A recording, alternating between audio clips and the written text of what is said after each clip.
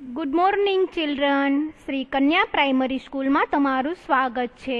આજે આપણે ધોરણ 6 વિષય છે અંગ્રેજી. તેમાં આપણે ગ્રામર વિશે થોડી માહિતી મેળવવાની છે, જે તમે અગાઉ ધોરણ 5માં શીખી ગયા છો. તો એના વિશે આપણે થોડી માહિતી એટલે કે રિવિઝન કરવાનું છે. તો અહીંયા પહેલાં આપેલું છે આર્ટિકલ્સ. તમે જુઓ જ છો, તમે જોયું પણ હશે, ધોરણ 5માં તમારે આર્ટિકલ્સ આવી ગયા છે. હવે આર્ટિકલ્સમાં કોનો સમાવેશ થાય છે? તો કે આર્ટિકલ્સમાં એ, એન અને ધનો સમાવેશ થાય છે. આ આર્ટિકલ એ, એન અને ધ ક્યારે વપરાય અથવા તો ક્યારે મુકાય એ વિશે આપણે થોડી માહિતી મેળવીએ. તો જ્યારે ગણી શકાય તેવી વસ્તુ, પ્રાણી કે વ્યક્તિનો ઉલ્લેખ કરીએ ત્યારે નામની પહેલા એ કે એન મુકાય છે. તો કે એક વચનમાં જ નામ હોય અને ગણી શકાય તેવા વસ્તુ, પ્રાણી કે વ્યક્તિનું નામ આપેલું હોય ત્યારે આર્ટિકલ એ કે એન મુકાય છે, એ અથવા એન. પરંતુ આપને એ કન્ફ્યુઝન થાય કે એ ક્યારે મૂકવો અને એન ક્યારે મૂકવો. તો તે માટે આપણે થોડા નિયમો જોઈએ, જેના ઉપરથી તમને એ ક્યારે મૂકવો અને એન ક્યારે મૂકવો તે સરળતાથી સમજી શકો. તો જ્યારે સામાન્ય નામનો ઉચ્ચાર વ્યંજનથી એટલે કે એ, ઈ, આઈ, ઓ, યુ સિવાયના મૂળાક્ષરોથી, એટલે કે અંગ્રેજીમાં જેટલા મૂળાક્ષરો છે એ થી ઝેડ સુધીના, એમાંથી એ, ઈ, આઈ, ઓ કે યુ સિવાયના બાકીના બધા મૂળાક્ષરો, એટલે કે જ્યારે આપણે કોઈ નામનો ઉચ્ચાર વ્યંજનથી કરીએ તો તેની આગળ આપણે શું મૂકી શકીએ? તો કે આર્ટિકલ એ. પરંતુ ક્યારે? તો કે એ નામ એક વચનમાં જ હોય ત્યારે. જ્યારે સામાન્ય નામનો ઉચ્ચાર વ્યંજનથી થતો હોય એટલે કે અને તે એક વચનમાં જ હોય તો તે શબ્દની પહેલા શું મૂકી શકાય? એ. અહીંયા આપણને થોડા એક્ઝામ્પલ આપેલા છે, જોઈએ. અહીંયા આપેલું છે બુક. હવે બુક આપેલું છે, બુક, તો એનો ઉચ્ચાર ક્યાંથી થયો? તો કે વ્યંજનથી. વ્યંજનથી થાય તો આપણે આર્ટિકલ શું મૂકવાનો? એ. તેવી જ રીતે નીચે બીજું એક્ઝામ્પલ આપેલું છે પેન. પેનનો ઉચ્ચાર ક્યાંથી થયો?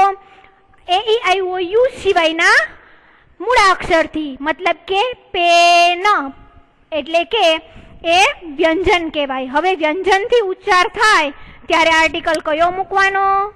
એ. એવી જ રીતે આપણે બીજા એક્ઝામ્પલ જોઈએ. અહીંયા આપેલું છે બોય. બોય. બોયનો ઉચ્ચાર બથી થાય છે, એટલે કે અહીંયા આપેલું છે એ, ઈ, આઈ, ઓ, યુ. એના સિવાય જો ઉચ્ચાર વ્યંજનથી થતો હોય, એ, ઈ, આઈ, ઓ, યુ સ્વર છે, એટલે અને બાકીના બધા મૂળાક્ષરો વ્યંજન છે, એટલે કે બોય. બોય એ શું કહેવાય? કેવો એનો ઉચ્ચાર થયો? તો કે વ્યંજનથી. વ્યંજનથી થાય તો આર્ટિકલ એ. એવી જ રીતે આપેલું છે ડોગ. હવે ડોગ આપેલું છે તો ડોગનો ઉચ્ચાર ક્યાંથી થયો? તો કે વ્યંજનથી. વ્યંજનથી થાય તો આર્ટિકલ શું આવે? એ. જ્યારે કોઈ પણ વ્યક્તિ, પ્રાણી કે વસ્તુના નામનો ઉચ્ચાર જ્યારે વ્યંજનથી થાય એટલે કે એ, ઈ, આઈ, ઓ, યુ સિવાયના મૂળાક્ષરોથી થાય ત્યારે આર્ટિકલ શું આવે? તો કે એ. હવે ત્યાર પછી જોઈએ આપણે કે જ્યારે સામાન્ય નામનો ઉચ્ચાર સ્વરથી થાય. શેનાથી થાય? સ્વરથી. એ, ઈ, આઈ, ઓ, યુ. જ્યારે સામાન્ય નામનો ઉચ્ચાર એ, ઈ, આઈ, ઓ, યુ સ્વરથી શરૂ થતો હોય અને તે નામ એક વચનમાં જ હોય. શેમાં હોય? એક વચનમાં જ હોય ત્યારે આપણે શબ્દની આગળ આર્ટિકલ કયો મૂકવાનો? એન. હવે અહીંયા આપણે થોડા એક્ઝામ્પલ આપેલા છે. ઓરેન્જ. ઓરેન્જ. ઉચ્ચાર ક્યાંથી થયો? ઓથી. ઓથી થાય ત્યારે આર્ટિકલ કયો આવે? એન. અને ઓરેન્જ છે એ એક વચનમાં છે, ઓરેન્જીસ આપેલું નથી, એટલે આર્ટિકલ લાગે. એવી જ રીતે નીચે આપેલું છે અમ્બ્રેલા. યુ થી અમ્બ્રેલા એનો ઉચ્ચાર ક્યાંથી થયો? તો કે સ્વરથી. સ્વરથી થાય તો આર્ટિકલ કયો લાગે? એન. એવી જ રીતે અહીંયા આપેલું છે એપલ. એપલ આપેલું છે. એપલનો ઉચ્ચાર ક્યાંથી થયો? સ્વરથી. સ્વરથી થાય તો આર્ટિકલ કયો લાગે? એન. એવી જ રીતે નીચે ચોથું એક્ઝામ્પલ છે આઈસ. આઈસ મતલબ બરફ. આઈસ એનો ઉચ્ચાર ક્યાંથી થયો? તો કે સ્વર. એમાં આવે છે એ ઈ આઈ ઓ યુ. હવે સ્વરથી થાય તો આર્ટિકલ કયો લાગે? એન. હવે આપણે આર્ટિકલમાં એ અને એન વિશે તો માહિતી મેળવી. હવે આપણે શેના વિશે માહિતી મેળવવાની છે? તો કે ધ. હજી એક આર્ટિકલ બાકી રહી ગયો.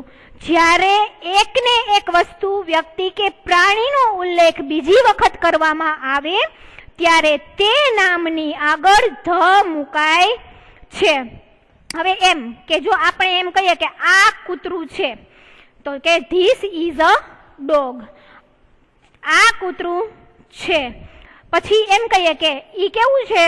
તો કે લાલ કલરનું છે. તો કે ધ ડોગ ઇઝ રેડ. એવી જ રીતે અહીંયા એક્ઝામ્પલ આપેલું છે કે it is a pen. A pen શું કામ આવ્યું? તો કે પેન. ઉચ્ચાર ક્યાંથી થાય છે? વ્યંજનથી. આર્ટિકલ કયો આવે? એ. હવે ઇટ ઇઝ અ પેન. તે પેન છે. હવે ઈ કેવા કલરની છે? તો કે બ્લુ. એનું વિશેષણ બતાવેલું છે. બ્લુ કલરની છે. કેવી છે? બ્લુ. તો પાછો પેનનો ઉલ્લેખ કરવામાં આવ્યો ને, તો આર્ટિકલ શું લાગે પેનની આગળ? ધ. જ્યારે એકને એક વસ્તુ, વ્યક્તિ કે પ્રાણીનો ઉલ્લેખ બીજી વખત થાય ત્યારે તે નામની આગળ આર્ટિકલ ધ લાગે છે. હવે એક બીજું એક્ઝામ્પલ જોઈએ આપણે કે ધીસ ઇઝ અ રોઝ. આ ગુલાબ છે. ગુલાબ લાલ છે એમ કીધું છે તો શું આવે? This is a rose. આ ગુલાબ છે. રોઝ એટલે એ આર્ટિકલ લાગે ને પહેલા તો. હવે પાછી રોઝની જ વાત કરવામાં આવી છે કે ધ રોઝ ઇઝ રેડ. એટલે એની આગળ આર્ટિકલ કયો લાગ્યો? ધ. કેમ કે પાછી ને પાછી ગુલાબની જ વાત કરવામાં આવી છે. હવે ત્યાર પછી આપણે જોઈએ આર્ટિકલ એ એન્ડ અને ધ વિશે માહિતી મેળવી. ત્યાર પછી આપણે જોઈએ તો બીજો ટોપિક છે ધીસ અને ધેટ. તો ધીસ અને ધેટ. ધીસ અને ધેટ. તો ધીસ THIS એ તમે 5મા ધોરણમાં શીખી ગયા અને ગ્રામરમાં આવતું પણ હતું. ધીસ એટલે શું થાય? તો કે આ. હવે ધીસનો ઉપયોગ ક્યારે કરવામાં આવે? તો કે ધીસનો ઉપયોગ જ્યારે નજીકની વસ્તુ કે વ્યક્તિને દર્શાવવાનું હોય ત્યારે થાય. જ્યારે તમારા હાથમાં પેન હોય તો તમારે એમ કહી શકાય કે ધીસ ઇઝ અ પેન. જ્યારે તમારાથી દૂર પેન હોય તો તમે ધીસ ઇઝ અ પેન ના કહી શકો. That is a pen. હવે ધેટ એટલે શું છે? તો કે ધેટ એટલે પેલું. હવે ધેટનો ઉપયોગ દૂરની વ્યક્તિ કે વસ્તુ માટે થાય છે. હવે જો એક ઝાડ હોય, તમે બરાબર ઝાડના થડને અડીને ઊભા હોય તો તમે એમ કહી શકો કે ધીસ ઇઝ અ ટ્રી. પરંતુ જ્યારે તમે ઝાડથી થોડા દૂર ઊભા હોય અને તમારે જ્યારે ઝાડનું કહેવાનું હોય, ઝાડ વિશે વાત કરવાની હોય તો તમે ધીસ ઇઝ અ ટ્રી ના કહી શકો. જ્યારે કોઈ પણ નજીકની વસ્તુ એટલે તમે અડકીને કે બાજુમાં હોય સાવ નજીક તો જ ધીસ વાપરવાનું. નહીતર શું વાપરવાનું? ધેટ. ધેટ એટલે પહેલું. હવે ધેટનો ઉપયોગ દૂરની વ્યક્તિ કે વસ્તુ માટે જાય છે. એટલે તમે ઝાડથી દૂર ઊભા હોય તો તમારે એમ કહેવાનું કે ધેટ ઇઝ અ ટ્રી. હવે એની રચના આપણે જોઈએ. ધીસ એ નજીકની વસ્તુ માટે વપરાય છે અને ધેટ એનો ઉપયોગ દૂરની વ્યક્તિ કે વસ્તુ માટે થાય છે. હવે એની રચના આપેલી છે. તો રચના એટલે કે ધીસ વાળા વાક્ય કેમ બને અને ધેટ વાળા વાક્ય કેમ બને. અહીંયા આપેલું છે. પેલા આવે ધીસ કે ધેટ. બેમાંથી ગમે તે એક. નજીક હોય તો ધીસ અને દૂર હોય તો ધેટ. ત્યાર પછી ઇઝ. ઇઝ એટલે એ છે ટુ બી નું રૂપ. વર્તમાન કાળનું ટુ બી નું રૂપ છે ઇઝ. અને ત્યાર પછી આવે નામ. એટલે જો મેં હમણાં એક એક્ઝામ્પલ બોલી કે ધીસ, હાલો આવ્યું, પછી ઇઝ, હાલો આવ્યું. અહીંયા ક્રિયાપદ ધીસ અથવા ધેટ બેમાંથી એક. This is a tree. This is a tree. હવે તમારે જોવાનું છે, અહીંયા લખેલું છે ધીસ ઇઝ અ ટ્રી. એવી જ રીતે અહીંયા નીચે એક્ઝામ્પલ પણ તમને આપેલા છે કે ધીસ ઇઝ અ ટ્રી અને ધેટ ઇઝ એન ઓરેન્જ. જ્યારે તમારાથી દૂર હોય, ઓરેન્જ દૂર હોય ત્યારે વપરાય, અને પેન એ નજીકની વસ્તુ માટે શું વપરાય તો કે ધીસ, અને દૂરની વસ્તુ માટે શું વપરાય તો કે ધેટ. એમની રચના શું છે તો કે ધીસ અથવા ધેટ, ત્યાર પછી ક્રિયાપદ અને ત્યાર પછી નામ. હવે જ્યારે આ તો વર્તમાન કાળનું છે, આવી જ રીતે જ્યારે આપણે આ વર્તમાન કાળનું ટુ બી નું રૂપ છે, this is a pen, that is an orange.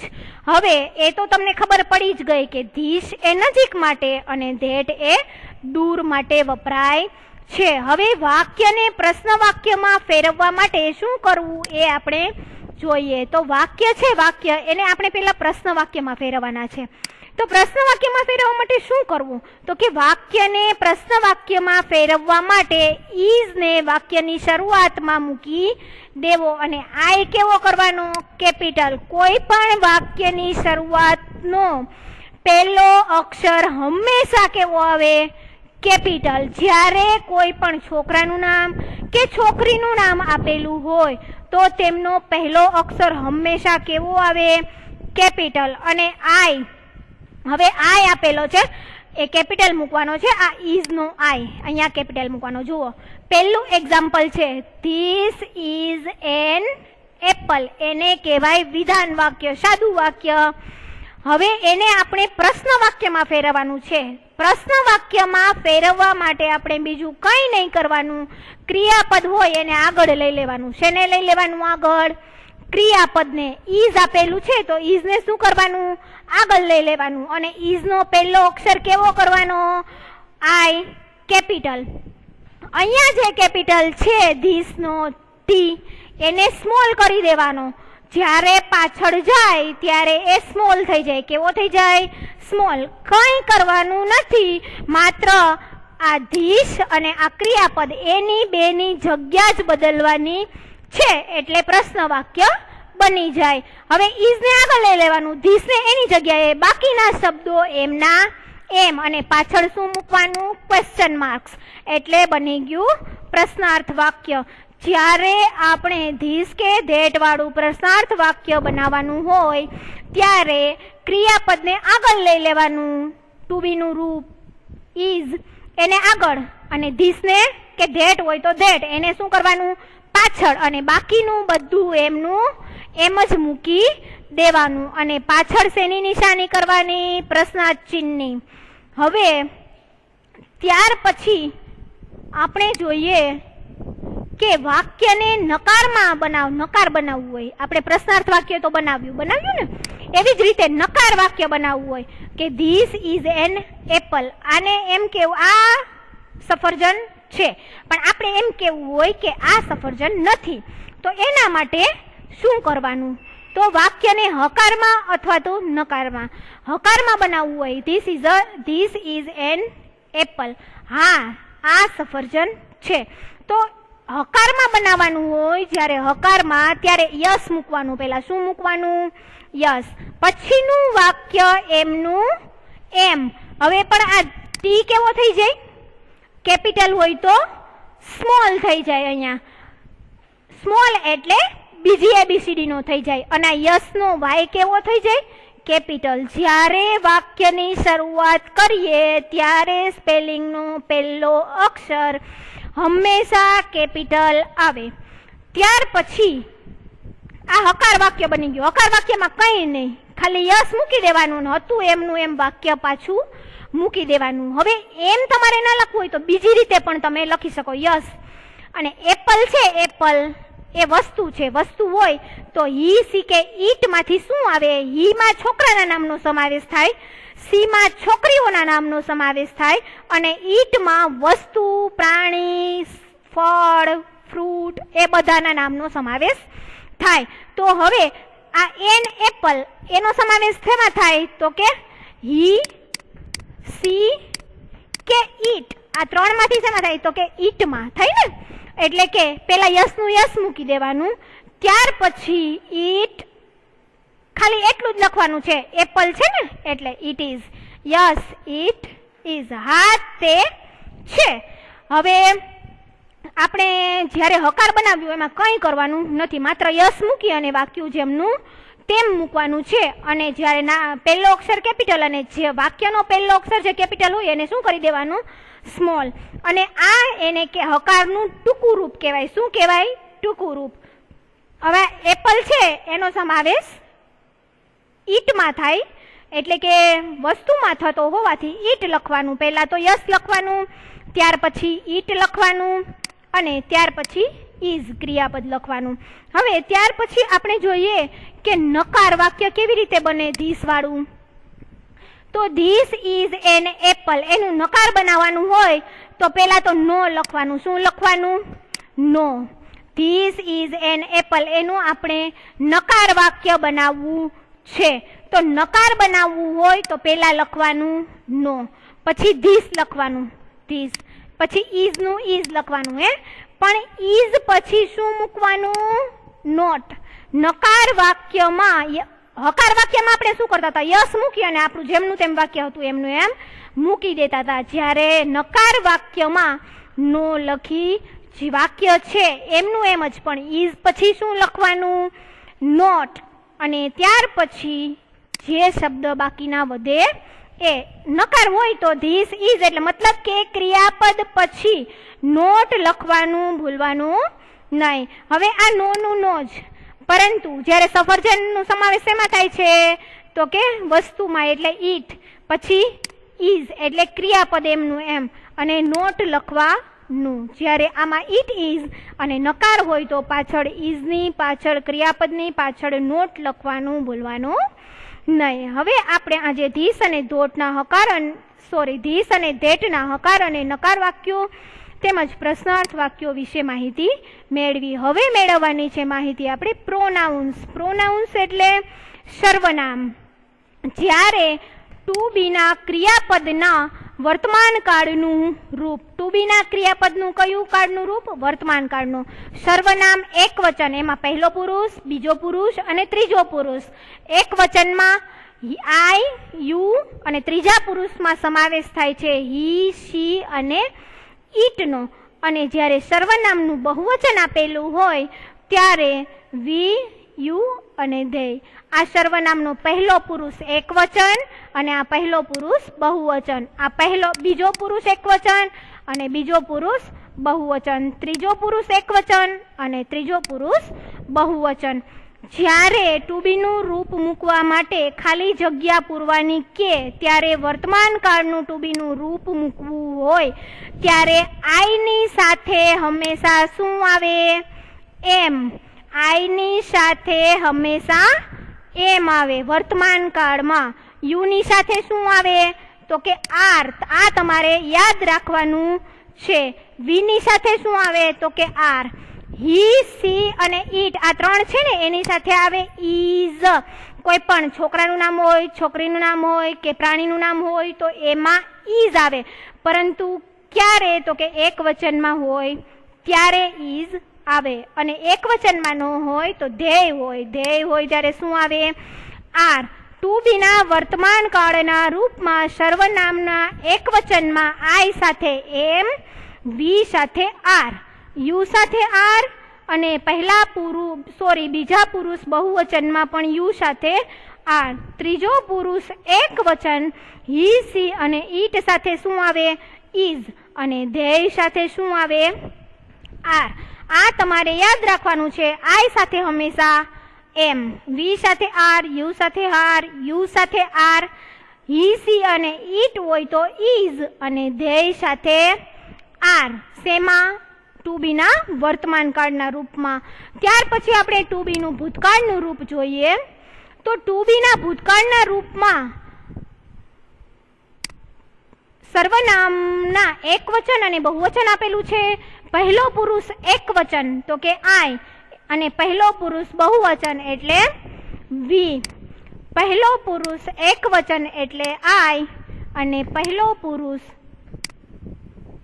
બહુવચન એટલે વી.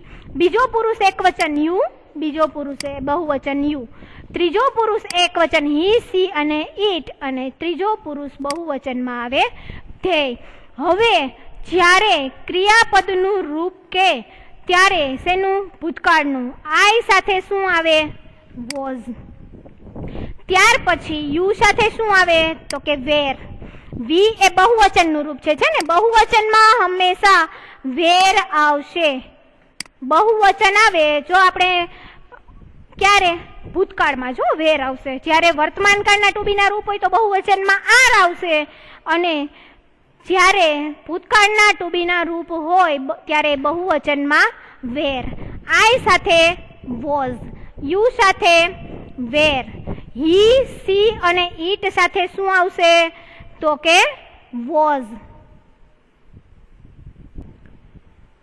હવે ટુ બી ના ભૂતકાળના રૂપો આપણે જોયા.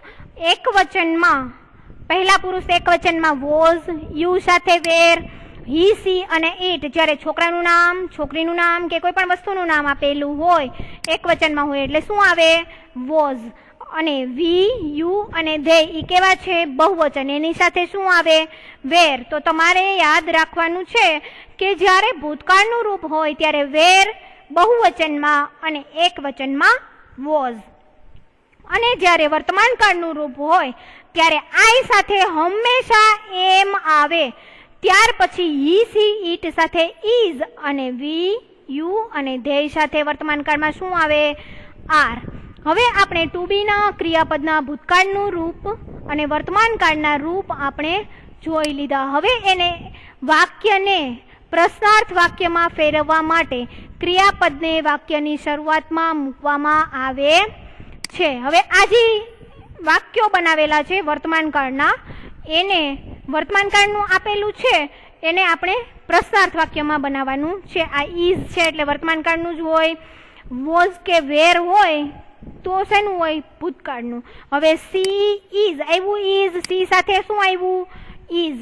C is a doctor. એ વિધાન વાક્ય છે, એને પ્રશ્નાર્થ વાક્ય આપણે ધીસમાં બનાવ્યું હતું ને એમ જ બનાવવાનું. ઇઝને શું કરવાનું? આગળ લઈ લેવાનું. બાકીનું વાક્ય જેમનું તેમ અને પ્રશ્નાર્થની નિશાની. હવે આ પ્રશ્નાર્થ વાક્ય બની ગયું. ત્યાર પછી આપણે હકાર વાક્ય બનાવવાનું છે. તો આપણે જેવી રીતે ધીસમાં બનાવ્યું હતું એમ જ અહીંયા હકારમાં પહેલા શું આવે? યસ. ત્યાર પછી C is a doctor. Yes, she is a doctor. હા, તેણી ડોક્ટર છે. આપણે ઓમાં ધીસમાં એમ જ કર્યું હતું ને કે yes, this is a book. હા, તે આ બુક છે. એવી જ રીતે હવે અહીંયા યસ વાળું એટલે હકાર વાક્ય. હકાર વાક્યમાં યસ પહેલા, ત્યાર પછી સી કર્તા અને ત્યાર પછી ઇઝ એ ક્રિયાપદ. યસ, સી ઇઝ એટલું જ લખવાનું છે. આ જે મૂળ વાક્ય હોય એમાં યસ, સી ઇઝ. હવે ત્યાર પછી નકાર વાક્ય જોવાનું છે.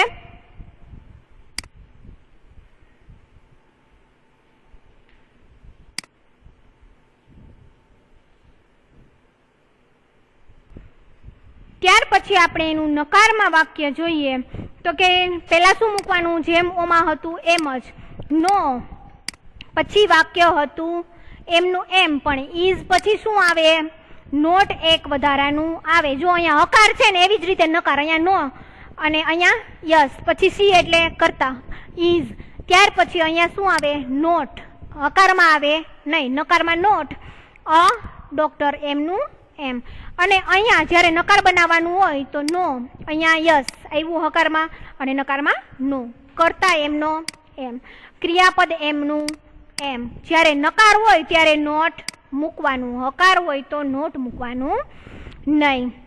હવે આપણે આગળ જોઈએ ભૂતકાળનું. આપણે વર્તમાન કાળના જોયા ને ઇઝ વાળા. હવે વેર વાળા. તો વેર વાળા છે વાક્યો. તે વેર એ શેનું ટુ બી નું રૂપ છે? તો કે સાદા ભૂતકાળનું. પ્લેયર્સ, તે વેર પ્લેયર્સ વિધાન વાક્ય છે, એને પ્રશ્નાર્થ વાક્યમાં બનાવવાનું છે. તો વેર ક્યાં આવી જાય? આગળ, અને ધ્યેય પાછળ, બાકીનું હતું એમનું એમ. ખાલી આની જગ્યા જ બદલે, આ બીજું છે તો એ અહીંયા પેલું થઈ જાય અને આ કરતા છે એ પાછળ વહી જાય, ક્રિયાપદ આગળ આવી જાય, પાછળ ક્વેશ્ચન માર્ક, બાકીનું વાક્ય જેમનું તેમ. હવે યસ એટલે હકાર વાળું વાક્ય બનાવવાનું છે, તો કે યસ મૂકી દેવાનું. બાકીનું વાક્ય હતું એમનું એમ, જે મૂળ વાક્ય આપણને વિધાન વાક્ય આપેલું છે એમનું એમ જ મૂકી દેવાનું. ત્યાર પછી બીજું એટલે કે યસ વાળું જ, આ ના લખવું હોય ઉપરનું તો નીચેનું, તો કે યસ, પેલા યસ મૂકી દેવાનું. ધ્યેય એટલે કરતા એમનો એમ, અને વેર મૂકી દેવાનું. બાકીનું લખવાનું નહીં, કરતા ક્રિયાપદ અને યસ, પેલા લખવાનું યસ, ત્યાર પછી કરતા આવે અને ત્યાર પછી ક્રિયાપદ, પછી પૂર્ણ વિરામ. આવી રીતે પણ લખી શકો અને આવી રીતે પણ લખી શકો. ત્યાર પછી છે નકાર વાક્ય, તો કે no they were not players. નકાર વાક્ય આપણે અહીંયા નો મૂકી દીધું હકારની જેમ જ, ધે વેર નોટ પ્લેયર્સ. ક્રિયાપદ પછી આપણે ઓમાં ઇઝ પછી મૂકતા હતા ને નોટ, એવી જ રીતે અહીંયા વેર પછી શું મૂકવાનું? નોટ. બાકીનું વાક્ય હતું તેમનું તેમ. નકારમાં શું કરવાનું? પેલા નો, પછી કરતા, પછી ક્રિયાપદ, પછી નોટ મૂકવાનું. શું મૂકવાનું? નોટ. અને પછી બાકીના શબ્દો હોય એમના એમ.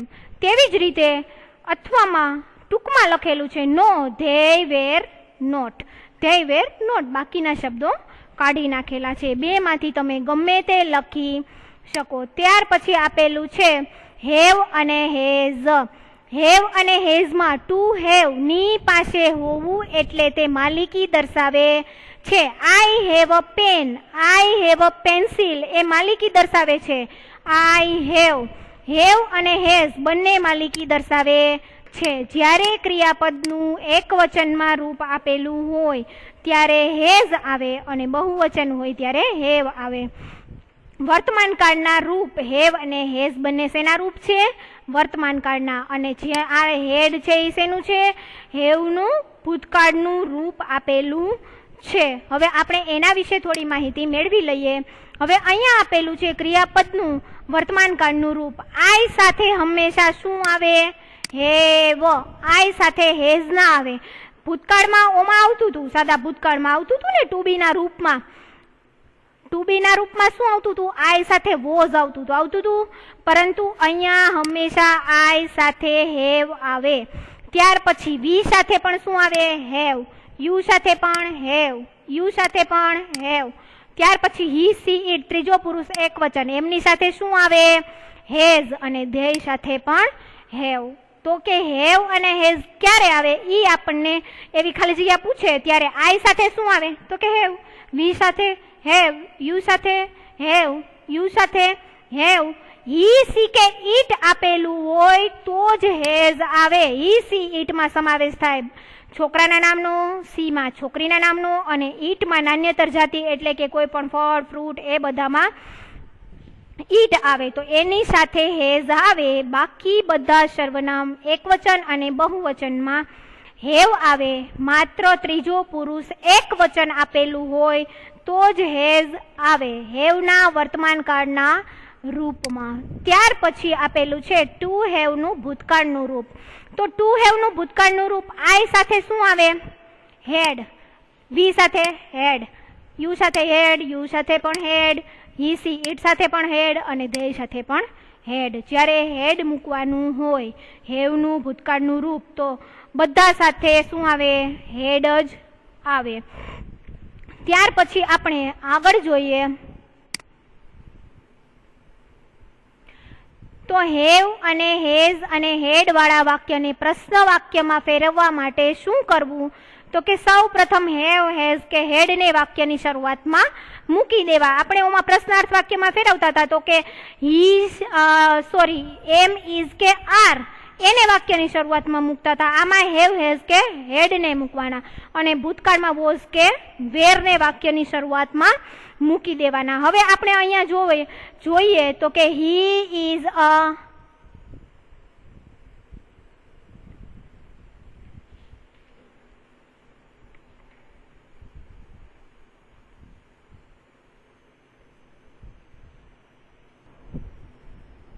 પહેલું વાક્ય છે હી હેઝ અ કાર.